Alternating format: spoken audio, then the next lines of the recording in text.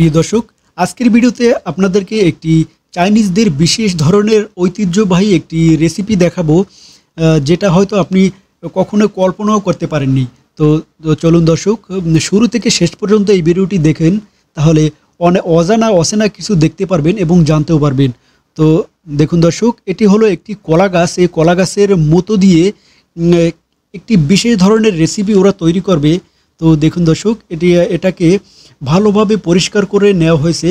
তারপরে কি করে দেখুন দর্শক, এটিকে পাতলা করে এটাকে কুচি করা হয়েছে। তারপর এটাকে কিছু একটা দিয়ে তারপর গুঁড়ো করা হচ্ছে।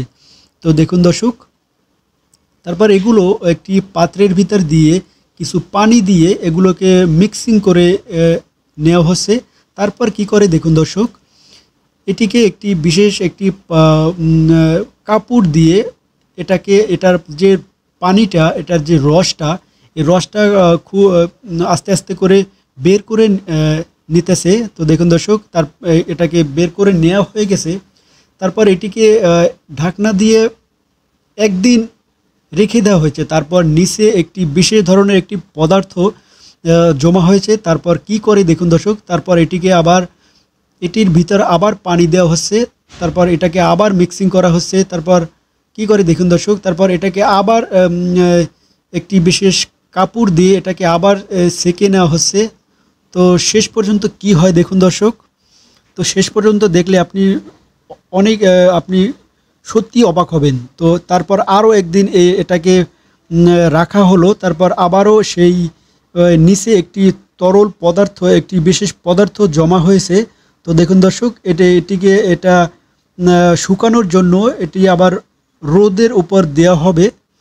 তো তারপর কি হয় দেখুন দর্শক, এটিকে আবার গুঁড়ো গুঁড়ো করে আবার ভেঙে দেওয়া হচ্ছে, তো যেন রোদে ভালোভাবে শুকিয়ে যায়।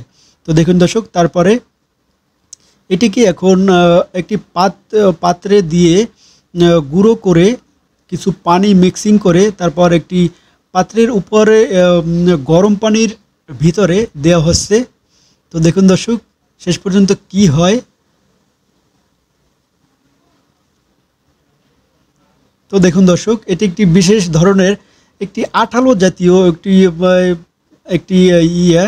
একটি খাবার তৈরি হয়ে গেছে। তো দেখুন দর্শক, এটাকে এবার নির্দিষ্ট একটা শেপ অনুযায়ী কুচি কুচি করে কাটা হচ্ছে।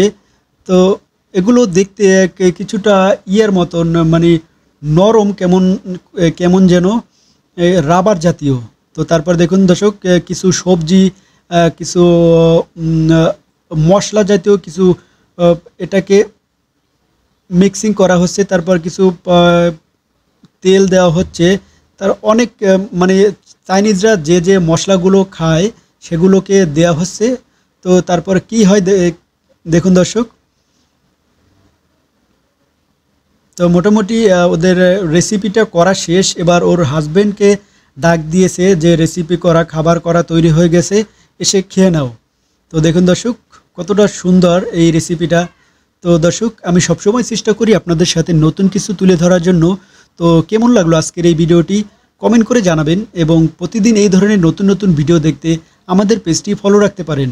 আজকের মতো এ পর্যন্তই, দেখা হচ্ছে পরবর্তী ভিডিওতে। আল্লাহ হাফেজ।